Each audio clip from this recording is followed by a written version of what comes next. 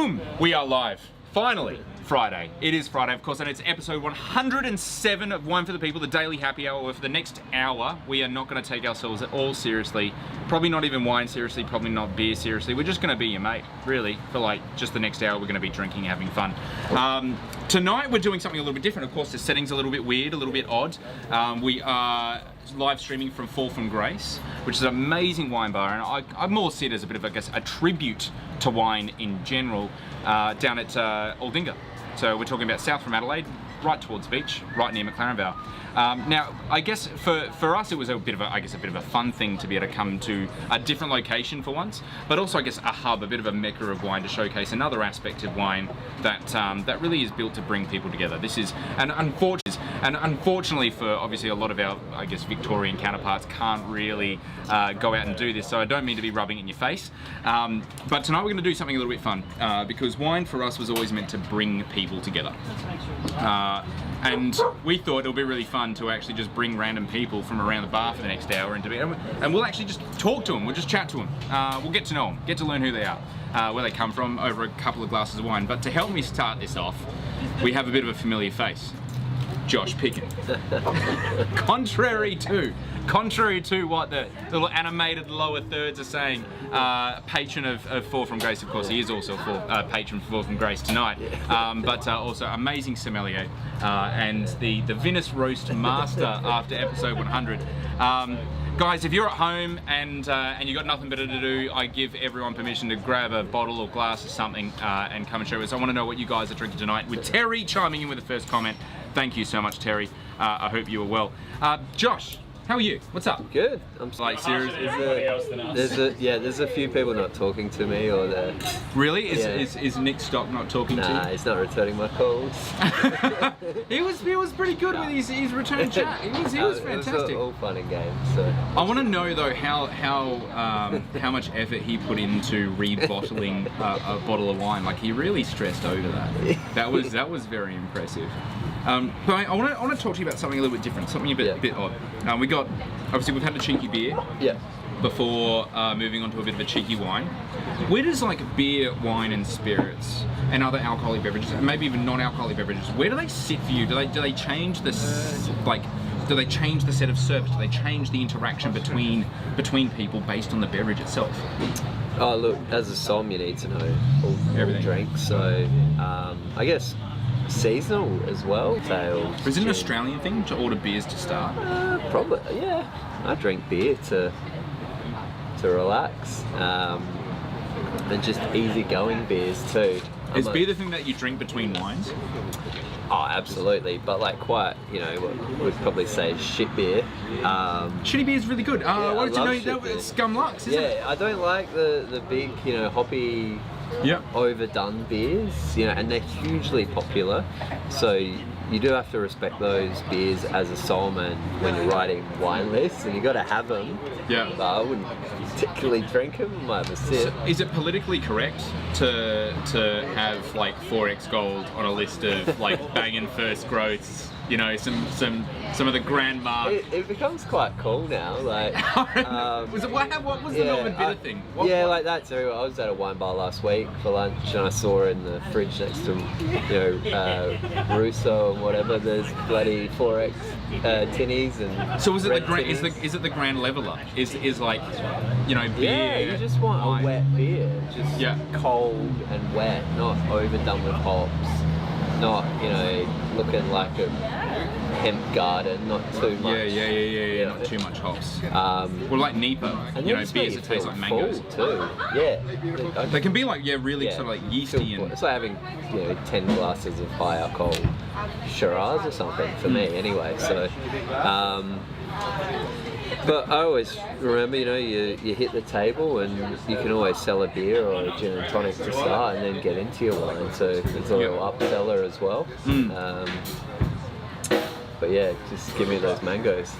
Well, with wine though, like because my sort of concept behind any sort of wine is it should enhance a meal and also I guess enhance conversation. Do you think there's wines out there though that are just so intriguing that they actually get away from conversation, they get away from look, in a restaurant environment, if it's like a wine pairing, those interesting wines, you know, they might be interesting to us, but at some level of consumer might find them a little bit, you know, crazy. Yeah. And there's going to be conversation, and I like that when there is. You know, you don't want every wine to be safe. Yeah. And, you know, vanilla. Just be boring. Yeah, boring. You want it to push the boundaries. So totally. Definitely those wines can do that. Well, we've got some really cool comments coming in. Terry's sitting on a Commuter Buttons ABC. We didn't actually get onto the Commuter Buttons ABC the other night. We were too enthralled with the really cool chat, typically around psilocybin actually. Drinking a BK atomic bomb. Well, that's really funny, Kath, because he's here. He's here. Like, he's right there. Like, literally, he might even come over and say g'day. Perfect to drink between beer and wine. This is great. So it goes beer, Pickett, wine, beer. That's a good roller coaster.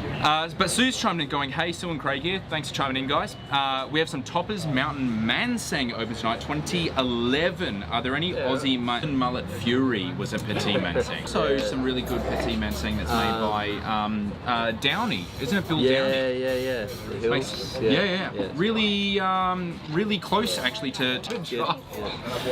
But we're going to be jumping some pain If you're tomorrow. local, come down. Yeah, if you are local, come down and just jump on camera. Seriously, we do.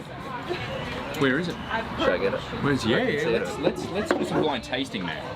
To welcome in the Friday, because damn, it's been. How's your week been? What have you guys been up to? I want to know. I'm curious because it's been a bloody busy one for us, and I'm really like gearing up for this weekend. Sunny weekend, first one in a while, 26 degrees or something in Adelaide. This is like, that's like, I mean, was there anything left? It'll be good. Lockie George, hurry up. Ooh, right, okay. Well, that's interesting. A little bit skinsy. Right, okay. Unfortunately, that might be a giveaway. That might be a giveaway. Well, it's obviously it's Crown Seal. I'm not too sure what it is though. Like in terms of, I mean, I'm assuming the giveaway is going to be it is well and truly New World. Yeah. All right. When New World here, we contact as a bit of a tongue-in-cheek. It's the only sort of skin contact that you can probably get away with, also socially distancing. And of course, we released a skin contact wine today as well. We're very addicted to the style, but it's a new and an old style, isn't it?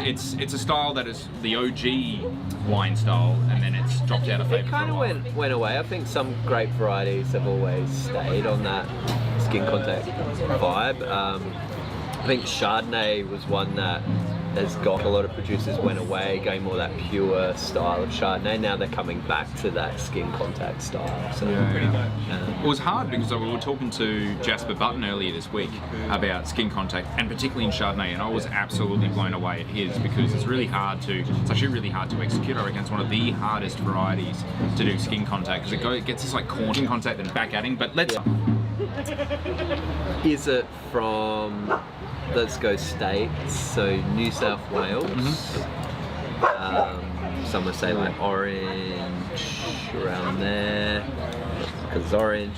Let's say Victoria, somewhere like Australia, Adelaide Hills, cool kids. I think it's New South Wales. I'm keen to kind of, because I reckon I've had this wine before and it's made by an incredibly talented winemaker, if I'm right. But this is awesome. I think I've had that wine too, and that's why I tried to trick you. Oh, no! Yeah.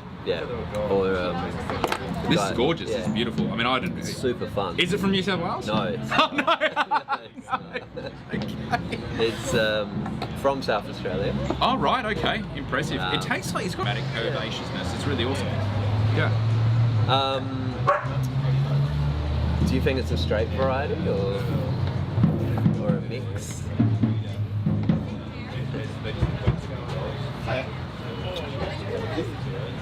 I think it's a straight variety. I think it's straight variety. I believe it is a mix. Oh, it's a blend? Yeah, right. Alright, let's throw it out there.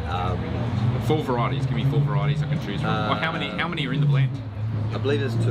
Okay, throw it 4. I'll see if Alright, let's go Sauvignon Blanc, Chardonnay. I think it's Sauvignon Blanc, and I think it's SSB. I think it's Sauvignon Blanc. I see that. It's not, but. Oh,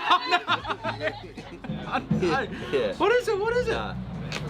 Surely there's Sauvignon Blanc in that. There's got to be.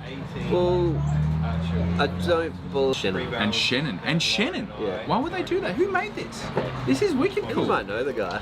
I might know the guy. Do you want to have a guess who it is, or should we just rip it open? Yeah, rip it open. Is it? You didn't make it, did you? No, I didn't make it. No. Yeah. An OG. Yeah, OG. So. An OG, man. Yumma. Here's what vintages, guys? And I thought it was going to be McLaren barrels. I couldn't. That's why I said hills, but. Oh, look, most things are going to be like either southern hills, really gunning the Skinsy route as well. Amazing. The Chenin Blanc, doing skin contact with that. From McLaren Vale as well.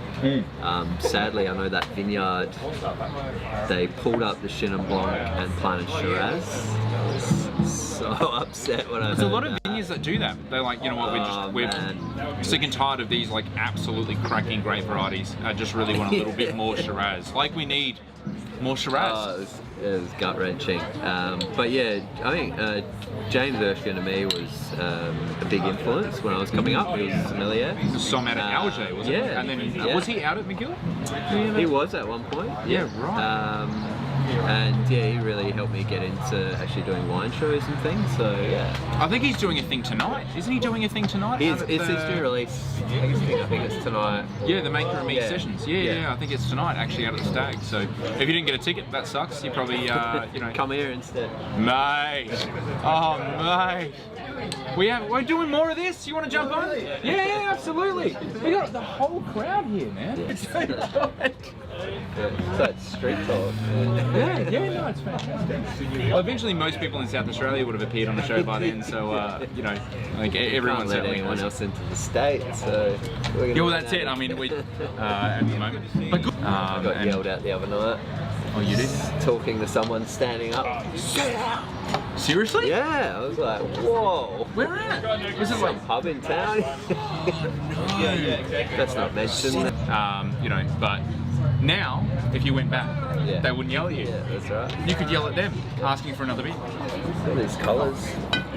He's actually looking really. The sun's now coming through, and we're getting a really wicked kaleidoscope.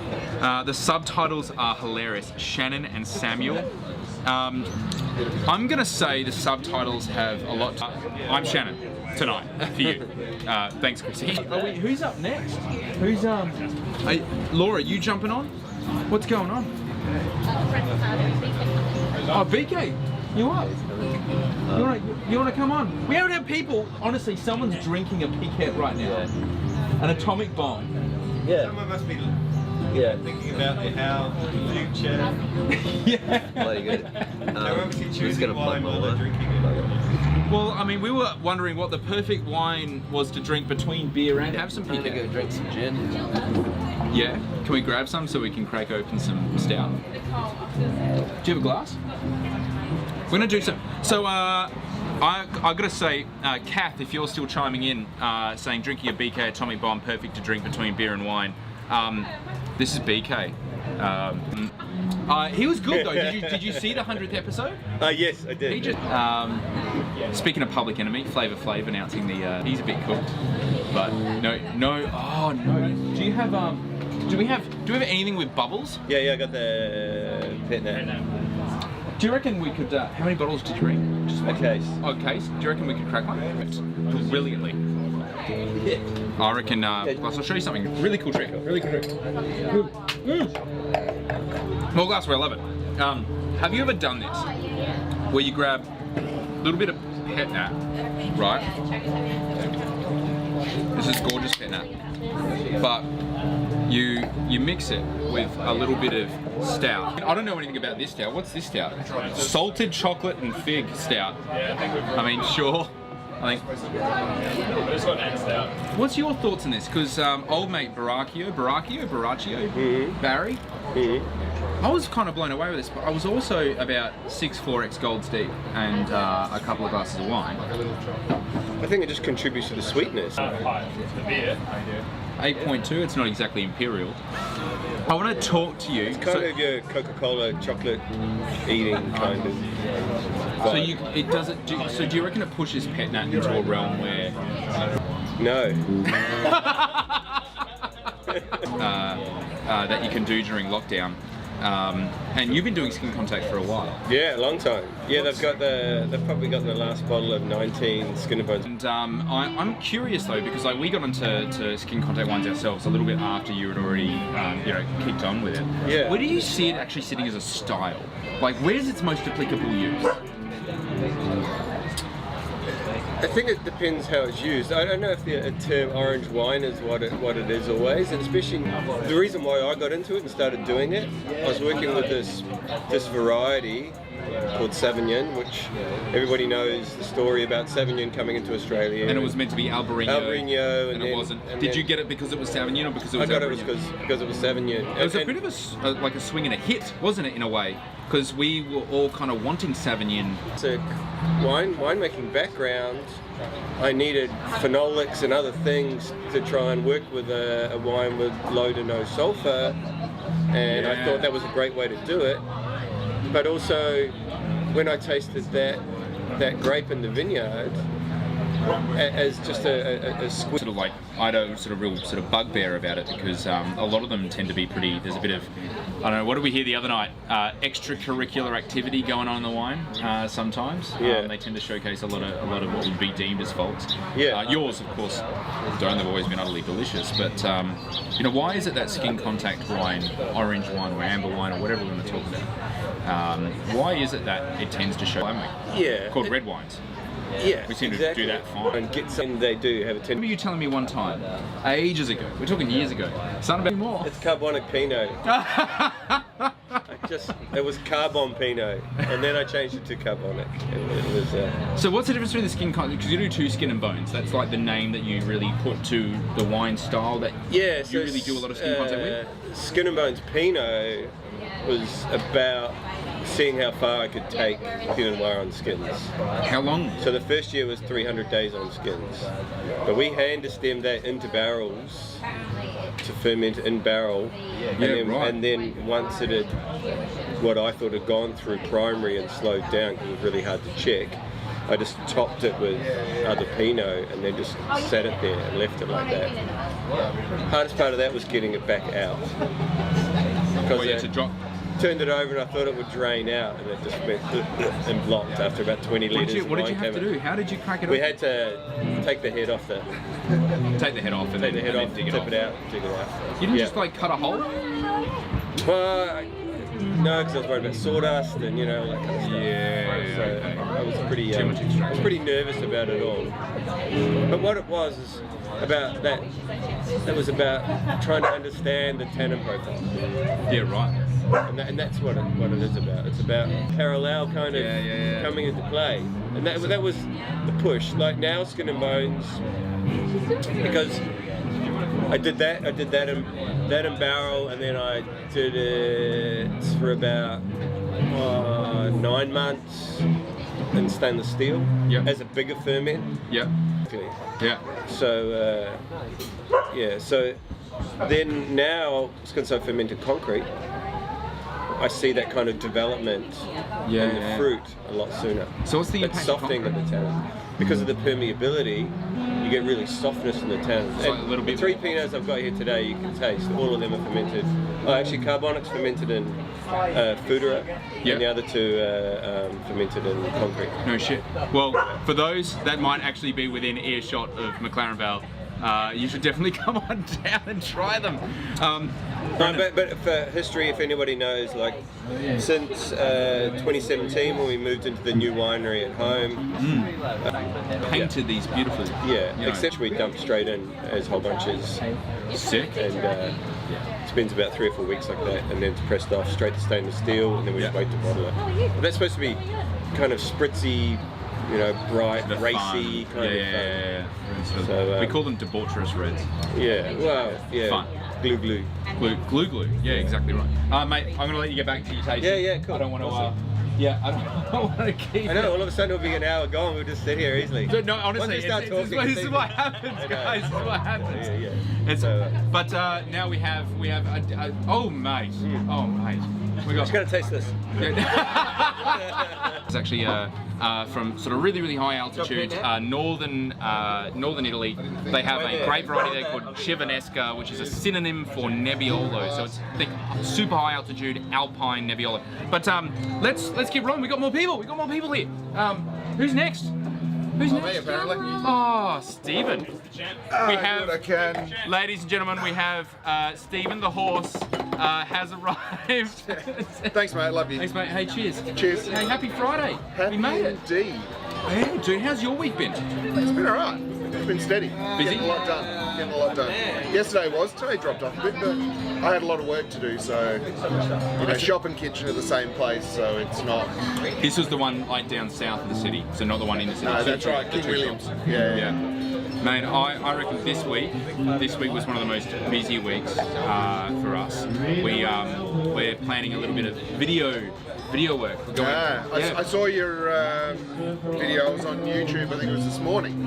Just after you uploaded the offline. Well, that's what we've got here. Funnily enough, we're talking obviously about skin contact. It is the only form of. that was brilliant though. Do it okay. It was absolutely brilliant.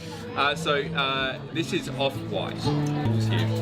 What are we like? 5:30. We're halfway through, and I'm gonna get whacked by the end of this. But something different. Something different, yeah, for a change. This concept of what we can and can't call. That's right. And it's really unfortunate the fact that, well, sorry, I shouldn't say that. I should say it's fortunate that we do have an amazing wine region called Orange. But because they've obviously controlled. Well, I guess one of the good things is we get to double down on confusing the shit out of the rest of the world. Because we have to do everything different, don't we? If it's not white wine and it's not red wine, it's off-white. It's off-white wine. Of course, it's also for those who might be up with the really cool sort of, I guess, hype culture, especially like clothing culture and stuff like that. 100% Fiano on skins for 2 weeks from an amazing vineyard up in the Riverland. But we've got Justin Hess is chiming in though. How long? Hey, everyone, this is Jill Gordon-Smith. You're gonna be jumping on a set? Yeah, did you get anything? No, we are like on planet. We're good. Like, but mate, I wanna talk to you about orange wine. Talk to me. Where do you see orange wine, amber wine, skin contact, white wine? When I go visit you and you're like, here, try this. Well, you know I like red, man. To be quite honest, when I want to try something different, when I'm sitting down, I guess the problem for me is my mates who drink a lot of wine in the industry, so they know what off-white, orange, amber, they know what all those wines are. But if I took a bottle of orange wine to a friend, to my other friends, and I said, you got to try this. Non-wine friends. Right, friends are just like drink. They'd be like, anything. what are you doing? This isn't, you know. I mean, I've got friends who it took me 7 years to get them off Savvy B, and now you could get them off Savvy B with this. Well, yeah, you could actually. This you could, but it's not as out there, it's not as esoteric, shall we say? He's full of segues. He's full of segues. Of course, we have an orange wine called Esoterico, but so I love it. But when I first encountered orange wine, I did not love it. So I found as my palate matured, so I had to go through with my wine journey was like the entry, sort of all sorts of whatever, just trying my way through old school wines. When I first started, there wasn't so much of the sort of natural style of wine. Then I progressed through all of these different styles, massive cabs, all of that sort of stuff. Coonawarra. Is that what you would call old school? It is what I would call old school. Yeah, it is. Well, that. It's not Fiano's like Fiano for me is like there's a night for Chardonnay and there's a night for Pinot Noir. There's a night for every stupidly incredible bottle of Fiano unless it is akin to the time that you would open an amazing Riesling. Yeah. That's when I would sort of go really fine Fiano and really amazing Riesling tend to really sit, side by side. All the rest of the Fianos are those sort of in between textural, lovely whites that you can quickly and easily drink and consume and have a lot of fun with. But I mean, yeah, I'm a Chardonnay tragic. From watching you play with Fiano over the course is that... It's her, really. Yeah, well... Laura's fault. Alright, dude. Fun that I played with it, I made all the wine. It's a wine that seems to be able to wear many frocks, so to speak. Yeah, no, absolutely, so, for sure. You know, your Shack Attack is a Shackley style Fiano. Yeah. Fabulous. I chose not to swear. Mum would be proud. Yeah, no, seriously. Kerry's showing me a chow. Nice to see it's still light this time of day. Pitch black here, yes, and it's going to continue to be so ongoing for the next, I guess, 6 months, isn't it? Yep. You know, there will reach a time when it's 9 p.m. at night here and it's still light. Yep. It's called the Summer Solstice. That's right. And then it's not too far away when you're just dripping sweat, going, "I hate my life in Australia." Yeah. The right term for orange wine, in my opinion, is skin contact wine. Keep it simple. Alessandro, thanks so much for chiming in. And it is, I mean, look, this is the thing. It's sort of like, you know, for me and Alessandro, you actually know this better than anyone else. At least in this conversation, the English language sucks. You have actually like adoration for the English language. We do have an amazing. Most people have a very poor command over it. Yeah. But you have a look at, say, Italian, for example. Italian for me is a much more efficient language to talk in. You can say a lot in a little. Time. Hands sort of create the rest of it. Japanese though is by far one of the most descriptive words and languages as well. I always sort of reference the phrase Shinrin-yoku, which literally means forest bathing. Oh yeah, I've seen that. Which is awesome. Yeah, amazing. Yes. So it's basically a word that describes the feeling that you get when you. No, you were doing this recently when you were like you were Shinrin-yokuing forest rage. When you were doing sort of mushrooming. Yeah, 100%. It was amazing. Highly recommend. Shrooming, some would say. We saw the amazing mushrooms. It brought us some amazing porcinis during the middle of the season. We tasted our first orange wine at Hobart Eatery Garage East. Wow! Old school. Luke Burgess, that was the chef there, wasn't it? OG, in 2013, and we were intrigued. So I want to know from you guys playing at home, have you actually had a lot of orange wine, and what have your experiences been? And feel free, if they've been terrible, let us know. If they've been great, let us know.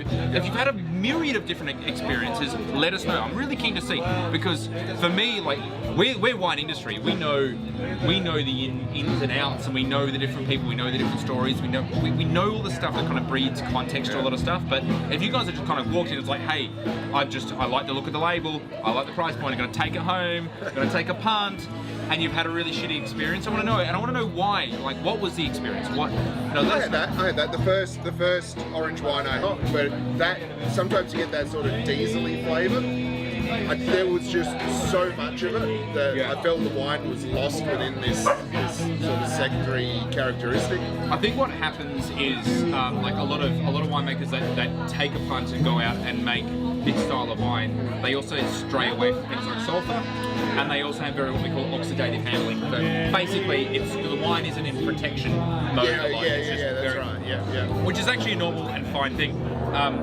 But that sort of breeds that character. What large companies have we seen? And we're talking, I don't mean large as like a derogatory term, but like companies that are established in their ways, perhaps traditional, and been established. Oak Ridge. We've seen. Vanya Cullen. Cullen out of Margaret River. Established in the late 70s. Oh, absolutely phenomenal. One of the first biodynamic estates as well. She's fervently biodynamic, and one of the strongest proponents for it. But on that side, you've also got the other side, which is still like has a more traditional mentality to wine, playing around with these sort of amber wine concepts. It's fantastic.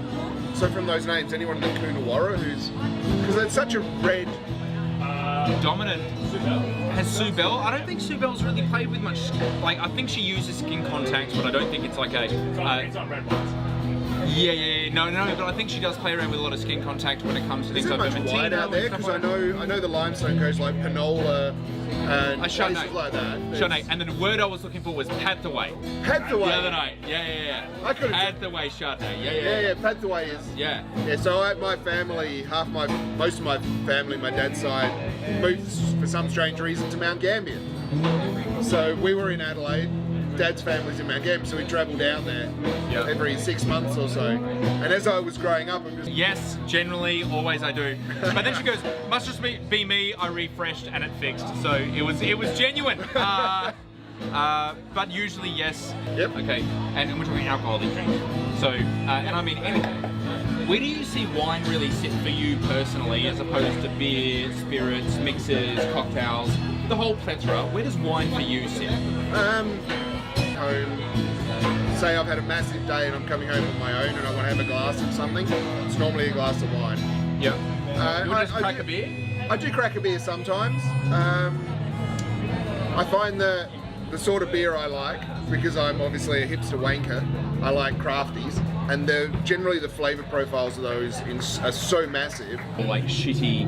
No, so but that's it. I should actually explain one thing that I am sick of in the craft beer industry. And this is not everyone, but I see hops as being able to cover a multitude of sins. Yes. So what I want to see is, if you're going to be a do you reckon it's like oak in wine? Yeah. Yeah, right. Because I reckon if you're going to be a brewery, you need to, and one of my favourite breweries, and they've been on your show before, Little Bang, what they do, they've got their hoppy beers, but they've got their basic beers as well that show you how much skill they have as beer. Okay, yeah, true. And that's sort of how I look at it with... Are you big fans of NEPA? Like New England IPA? I don't mind them. Yeah, so they're like really well-structured. Yeah. Not overly hopped though, but... If it's going to be that sort of hop, it's going to be an interesting flavoured hop, like lemon drop or something like that. Like a Galaxy or Mosaic. Yeah. So not something that's. I don't want what I like to refer to as hop raped beers. Quirk. About beers that taste like mango juice. No. Yes. Orange wine is the NEPA of wine.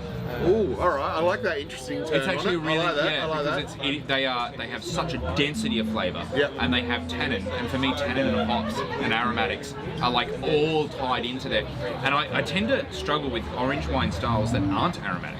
So I reckon you did things right. Maybe I need to. As we're crafting that style, as years went on with Esoterico, it was like, hey, I really like NEPA, and great on that. Okay. All right. But Sue Bonner's just chimed in, and I have an absolutely amazing guest to be able to help us address this as well. Thank you, Sue Bonner, for chiming in, but give me half a second on that one. Let's start, Glenn. 4X to wine. Is it just 4X? How do you move from 4X to wine, or is it like what we did before, where we literally mix out and that? 4X, goon, and then proper wine. But mate, we're going to move on. We've got 15 minutes left. We are moving on to our next guest. Awesome. Thanks. Always a pleasure, bro. You hanging around? To you, know? Yeah, sweet. I'm going to feel for a taste. Ooh, just grab in a bottle of wine. I'm not gone yet. Not gone yet. Alright, 4X to wine. What are you...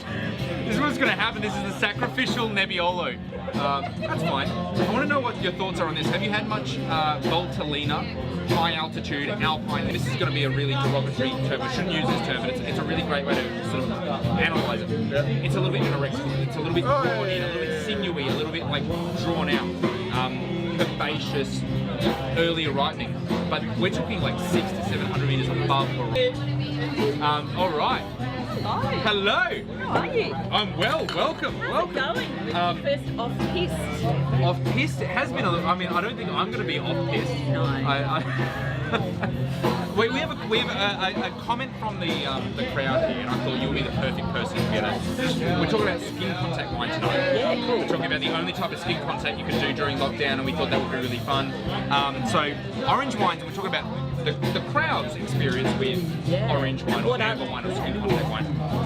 Orange wines could certainly break friendships, but we love Radicon. The Giaconda is a fab, but I have to say Frank Cornelison is very challenging.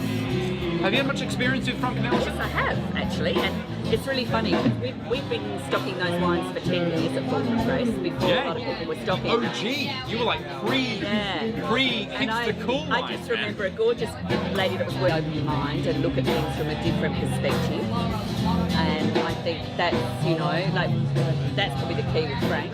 Frankie's a little bit, but when it's a banging and when it's on point, it's just one of the most amazing drinks you'll ever have. It is incredible. I remember I tried to get a meeting with him. We were on Etna. We were in Solskjaer. Yeah, and we got in contact. And he goes, no, I'm going to be in Norway. We want to try your wines close to the source. We know that there's no sulfur in them. We know you're hard coarse. We just order up and like, hey, we came in for a reason. He just didn't want to meet anyone. He wasn't in Norway at all. He was having a bad day. He was having a bad day. So I went up and just kind of like shook his hand, and he basically told me to fuck off. But I did it. Well done. But like clean is an understatement. Like clean is next level. Like, next level. Yeah. But I don't think sometimes some of them travel as well. Like sometimes when you drink a lot of, they're not for everybody, but then neither's smash. That's right. But I've got a couple of things. So firstly, I'm having BK's Pickett, still kind of working, so appropriate. That's pretty cool. You've found a wine that you can work with. Awesome. Ciao, Jill from my life.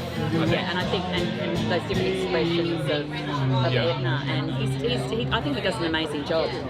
But it's speaking of an amazing job, this is awesome. There's like a floor thing going on. Really taken. In fact, the whole Noah's just sitting here. He's like, yeah, I'm thirsty. Yeah. The whole team was taken by that. And that was really awesome because with the diploma students for the WCT, we actually very luckily got to have Fiona Donald come down and run them through like floor, run them through just on Rama Finos, all of these wines that have something really interesting. And she's amazing. Amazing winemaker behind the Seppelsfield wines, and not just obviously the amazing reds that are coming out of there, but actually a lot of the fortifieds. Now, fortified winemaking is really hard. Very difficult. Really hard. You don't know when you make something today what it's going to taste like in 20 years' time. And trust me, I've tried actually a couple of fortifieds that we've mucked them all up. We did the 1920.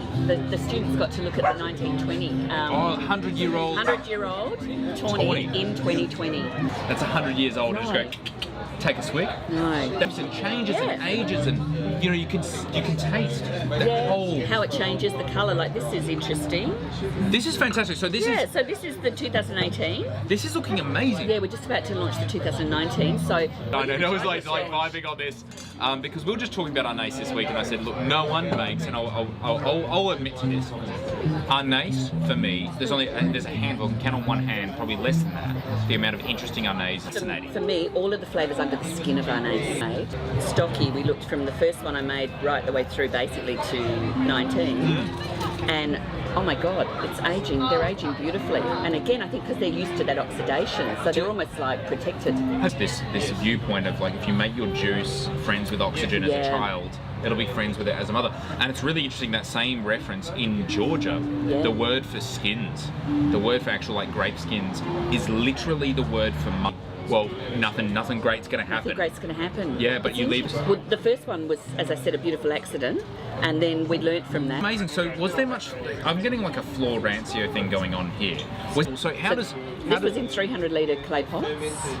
Our big. We've got 300 litre clay pots made by Mark Hardenreich.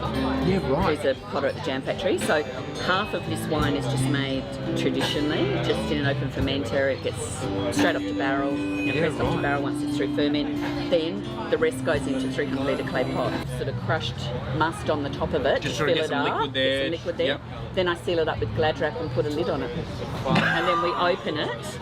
Yeah, that's it. And then I open. But it's funny because when you know what it's like when you make wine. Sometimes you almost feel like you're a water diviner or something. You can really sort of feel what you need to do. The vibe. You taste it, and because maybe it's your memory, and of course it's your memory back from different vintages. Feel everything. You know when things are right. Yeah. And this wine every year. Because 2018 was a warm year. Oh yeah. And where was the Arnace from? So this one's up at Peters Creek Road, just near Yangara. It's about 200 metres above sea level. I get it from a little vineyard up there.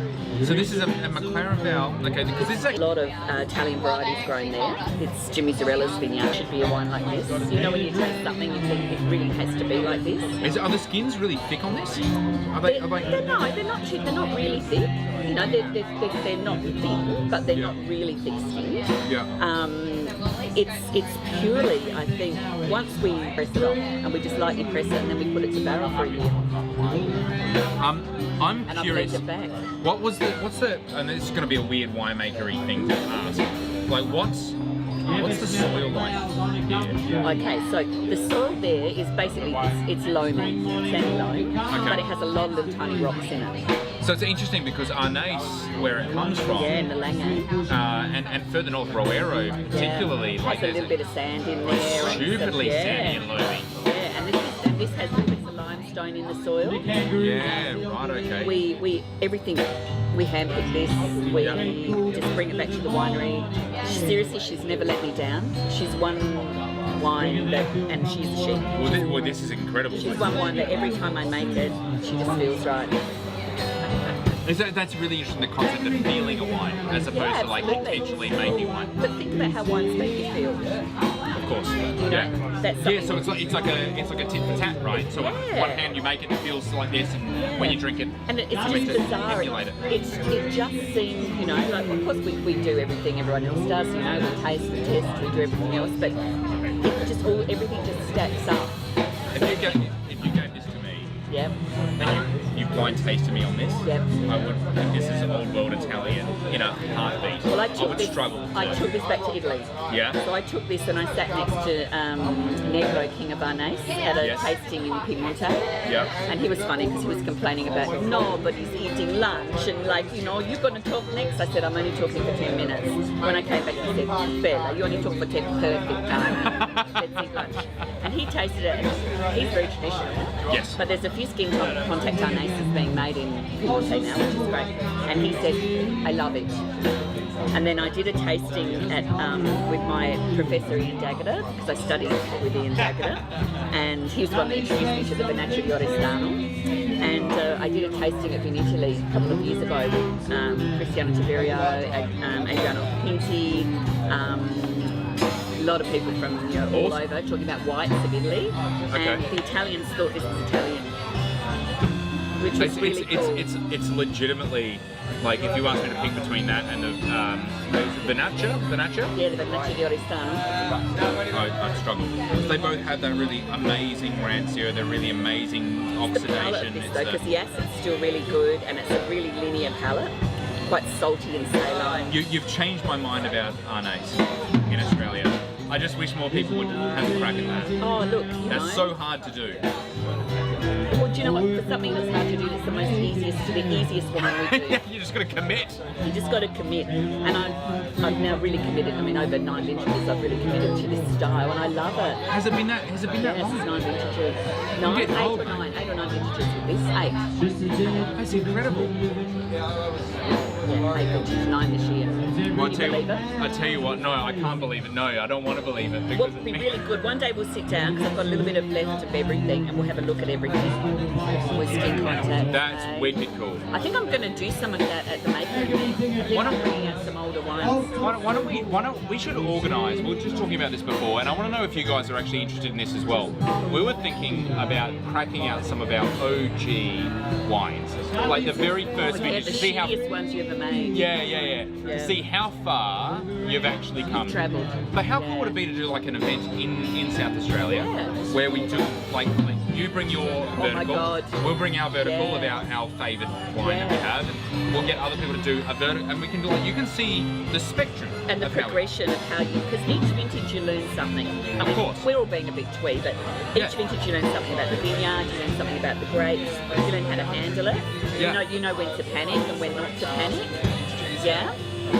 All the time. All the time, yeah. At the moment, we're learning how not to panic at the moment. Yeah, you do. You learn how not to panic and how to panic.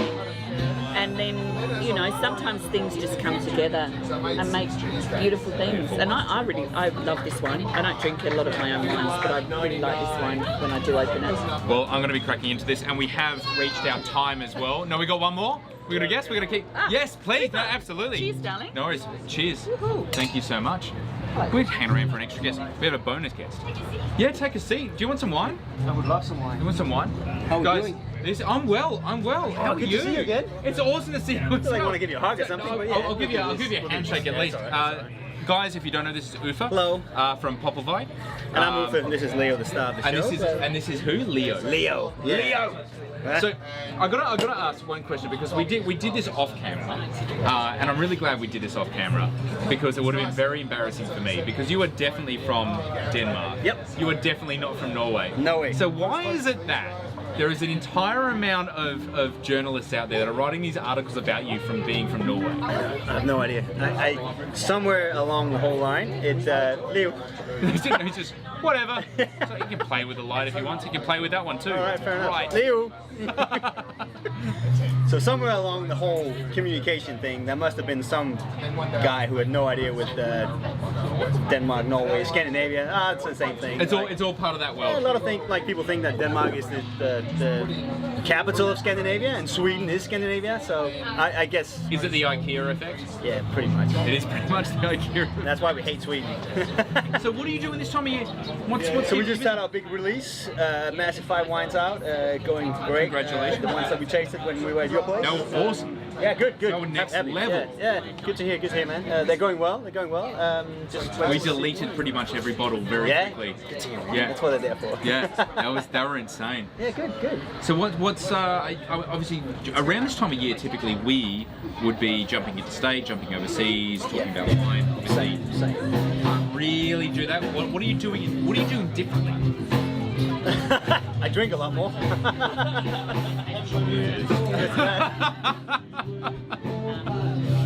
I want to know what you guys are doing differently as well, because I want to know, like, if you guys are traveling around this time of year. A lot of us trying to escape winter, of course. Are you doing anything differently? But are you obviously drinking a little bit more? But are you working at home? Are you working out? No, we're working out. I mean, it's just a little bit more about trying to. All right, what can we optimize? And so we can't go out. We were actually having a US trip planned here in August. So planning on doing Denmark, a bit of a trip there, and then US, and then back. Of course, that didn't happen. So at the moment, it's just a bit more, all right, so what can we, now we have the time, what can we optimize in our winery? What can we do? Is there anything that we're behind with? Is there anything that we can do? Is there anything obvious that you've been like, okay, it's like a meaty project, something that you're just like, all right, I'm finally going to do this? Yeah. So like digging a hole in the ground that I saw the other day on the bus. That was awesome. Yeah. We did it as kids as well. We thought, when we were really bored, we start digging. And might as well do it again. Do it bigger. So what are you doing at the moment? What's No, so at the moment, because we have the big release, so we have been fairly busy because of the release. So we have been a lot of orders going out, a lot of stuff going. You send a lot of stuff back to Denmark as well. Yeah, we're actually trying to cut that back a little bit and actually holding more in Australia, because there's kind of been a lot of asking for our wines in Australia lately. So it's fantastic. It's really good that we can do that. They're really yummy. Yeah, thank you. Appreciate it. Really appreciate it. What we have been working at now, it's like we hand bottle and hand label everything. So we're just as close to getting finished. 10,000 bottles. Hand label. Hand label. Yep. Yeah, you know, I was going to say, because your bottle is angled. Yep. Yeah. Yep. So no machine will ever label. And no hands will ever get it completely right. So when you see our bottles, there's never one that's actually completely spot on. Do you have like a jig? Do you have like, or do you just lay them down on the side? You see at the end of the day, when you're really hammered, it's just gonna go like all sideways. Once you start putting them upside down, then you're done. Then you're finished. Do you guys at home, do you guys care whether or not the labels are straight? Yeah, is that a thing? Like, is that a thing? Because yeah, that's always actually concerned me about, you know, when you see something different, but you know, it's like skew if or something like that. It's not absolutely yeah, perfect. but I'm actually thinking that I'm at that point now that could it be a quality control mark that if it's not actually straight each time, you know it's hand labeled. People would think and that. then you know it's hand. The wine's going to be shit. No, it's going to be good. Really. Well, I think that's why we do things like wax dipping. Yeah. Because like there's no way to automate it, and I've seen the ways that they automate it, and it's terrible. They look terrible. It's the same when you get the best of the best glass. You know, they're mouth blown. There's not one of them like they're all different. Yeah, they're all different. It could be the same thing with labels. But you should be able to come. Actually, they talk. Did you hear about? I know. Yeah, I just heard. Yeah, so all the states have committed to opening their borders firmly in December, with the exception of WA, which is hell bent on becoming a different Australia. They're going to be their own country, aren't they? So they kind of already are. They operate in a very different time zone. Right. They are a very different type of people. I've never been. They're amazing. They're amazing. They're absolutely. We just sent a lot of booze to VA actually. Honestly, Main Liquor. I would shout out. Oh yeah, Main Liquor's fantastic. Main Liquor's beautiful people. Yeah, amazing people. But I can kind of see where they're coming from. It's utterly fantastic, sort of how it's like the California of Australia. That's actually a really that's actually a really interesting point. Like yeah, it's sort of a little bit like that. Things go a little bit slower there. Yeah, but they could actually get away with just being their own country. They could probably get away with being their own country, and I don't think anyone would mind. Everyone's kind of expecting. They probably never would have heard of COVID if that was the case. Yeah. What's COVID to them? What's COVID to us at the moment? You know, I mean, for us, it's because we have no people. You know, we're just a very empty. I'm sure Melbourne would disagree with that. Melbourne would definitely disagree with that, and is absolutely terrible. Lockie George is 30 seconds away. So he's. Have you met Lockie George before? Lucky George? Yeah. No, but I love that name. Yeah, you're about to. Yeah. Your life will never be the same. Nah, labels can be dodgy. It's fine. No one. Len McLean. No, don't care about the labels. Just don't worry about it. I'm a stickler for a well-placed label. I'm afraid we've got a naysayer. We've got Subon chiming in. I think it's because with wine, especially wine that you want to keep for a little while, you're going to be looking at it for a while. And if that's a little bit off. Yeah, but isn't that when you, I don't know what that called in English, but when you got that little thing in your head when something is not completely, like, if you're painting and hanging like that and you're like, some people call it OCD, and I think it's more like detail, oriented people that are like just really sort of detail focused. And I'm like, look, that's one of those things I think in the wine industry we sort of constantly sit between two bounds, don't we? Like on one hand being detail oriented, and on the other being sort of really kind of, we're going to let the wine do what it does. Yeah, and to be honest, I did not go into the wine industry to put labels on 10,000 bottles. That was not my main goal when I joined the whole thing. So doing it, I don't really give a shit if it sits like this or that. I'm just, fuck this, just get it over with. Make sure whatever I made the wine, put it in the bottle, that's it. When someone does that, and then that, and then this. Does it taste good? Yeah. Good. It tastes good. Well, Paul Finn's actually chimed in with something really. The height on the bottle makes a difference. Do you mean the height of the label? I think that's really true. Because when the label's too high, it looks odd. It looks when weird. it's too low. It kind of. You gotta kind of like, embrace the bottle. You gotta try to figure that one out. That's true. That's what he says all the time when he's hand labeling bottles. Embrace the bottle. Embrace the bottle. Embrace the bottle. Don't break the bottle. End of the day, you're gonna shake the bottle. Don't break the bottle. So I had Katie Spain's partner Ben. He's a good friend of mine. Yep. He was helping me this morning labeling. And he was like, this is pretty good. He's a photographer, so he's got a sense of detail and all that shit. He gets it. So he was labeling and he was going like ding ding. He was pretty good. And I was like, fuck man, you're pretty good. And he was no. And I also had Brad Hickey down doing some labeling the other day. And he did the first. Are you giving them wine as they're labeling? No, they just want to come down and label. I said, Brad would demand it. But Brad said, I can come down and help. And I said, it suck balls, right? And he was like, yeah, but it's all right. And he came down for 2 hours to help. And the first 2 cases was upside down. And I was like, Brad, man, come on. And then I told it to Ben this morning. And he was like, that's typical Brad. And then he kept labeling. And I looked at him like, dude, they're fucking upside down. And he did like 4 cases of it. So really? Come on. So firstly, the artwork's fantastic, and that's probably why it kind of works both ways. And Poppleby is a very different word for a lot of people. Yeah, and we do have letters in my country that is split upside down and stuff, so they could have, whatever. Have you ever considered doing, like, your bottle is really particular, it's very expensive. Yeah. Have you ever considered, like, changing the bottles to something easier?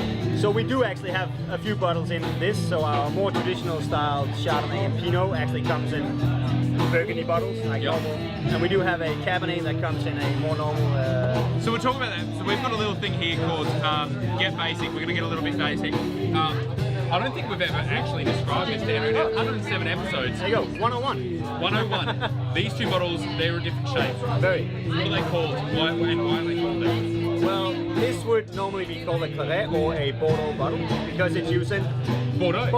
Yeah. Pretty simple. Yeah. This, maybe not exactly this. This is a bit more weird. This looks like more like a Vitel bottle or something, but this is more like the Burgundy bottle. Like that is what they use in. Right? Yeah, Burgundy. So in Bordeaux, they'll typically have Cabernet Sauvignon, Cabernet Franc, and Merlot. Yeah. Here we're talking about Pinot and Chardonnay territory. But I heard something really interesting, and I don't know if this is true or not. Maybe you can tell me whether I'm going nuts or not. But the high shoulders, we call these the shoulders of the bottle, help with if you're pouring out a very old bottle, the sediment would actually accrue in this area, Cabernet would tend to throw a lot more sediment than things like that. I have not thought about that before, but that actually, I think there's a point to that. But it might actually be a lot of bullshit too, but I don't know. Could you charge more for the labels being upside down? Yeah, because they're fucking rare.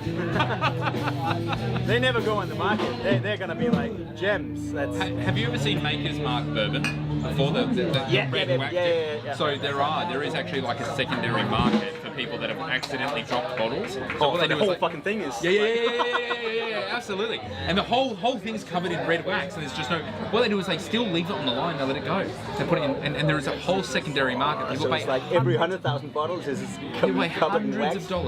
Hundreds of dollars to get access to these. That's pretty cool. Yeah, absolutely. I should, because I remember when I was a kid and we were playing like, it sounds geeky, but magic cards. You remember those magic cards? Magic, wow. And then you would have Magic the Gathering.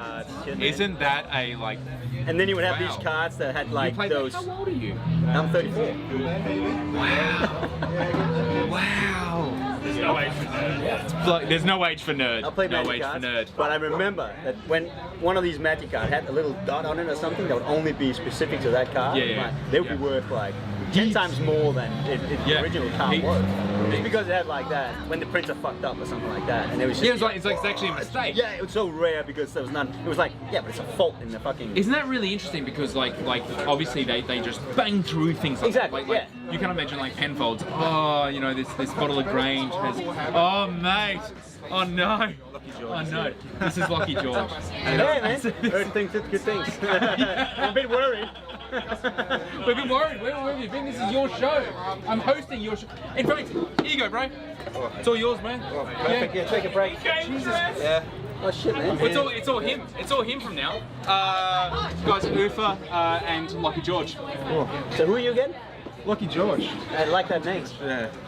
Are you some kind of a gangster? Yeah, why not? Rolling with my pins, got the bottle, got the corkscrew. Oh, sweet. Yeah, so yeah. Dressed up, man. Cool. Is there a fresh glass? So it brings you here? No. You got to drink from the bottle. That's alright. I can do that. I've been known to do that before. Yeah, go for it, man. I live in Moana. In Aldi? Well, no. Oh, Moana. Okay, sorry. You pointed at Aldi, that was right. Two Moana. Alright. Yeah. I couldn't not. So why is you the show? I've knocked off from a fat cat's lunch, and you definitely came dressed. That's cool. I love that. I've got to dress to impress. Yeah. So what's your story? In wine or? Yeah. The folk at home know my story, but for your ears, You can hear it again, guys. Yeah, I've been working Serafino, Gura, Darrenberg, Holy smokes! Box and Dice back in the good old days. How old are you? What am I, 34? Oh, fair enough. Same as me. Lived in You're 86? Sorry? You're 86? April. April! Taurus Brothers. 9? Oh, a bit later. 29. 29. I got a 9 in it, man. Fuck yeah. That's good. Shit, man. Yeah, but I thought I was going to miss it because of work, but here I am. It's great. Where do you work dressed up like that? Adelaide Club. Oh. Yeah. Alright. But are you still got barrels for sale? No, they're all gone. As all the folks at home though. This is getting a bit local now. Yeah. No, all my barrels are actually gone, but there will be more barrels come November. If it says purple by order, if that's cool. Bit of sandpaper. Yeah. I mean, it looks pretty cool on the barrel as well. You don't have to take it away. I've got what do I have? It's a bit of a quality mark on the bottle, on the barrel. I've got Reno Ramble on one. Reno Ramble, I've got Main and Cherry on another. Bleasdale's on most of them. Then you need a good winemaker in that. Yeah, we need something else in there. Keep it interesting. We'll get a unique barrel in there one day. I believe we've definitely gone well and truly over time, and it's good to see you. Thanks so much for seeing you, man. Thanks for having us, guys. Guys, enjoy the weekend. Have a great time. We're going to have a great time. Enjoy some live music. Thanks for chiming in for our very first Wine with the People. And of course, thank you to everyone else who's been involved. Noah for running around. Amanda for grabbing some guests. Guys, enjoy the weekend. I'll be good. Really busy.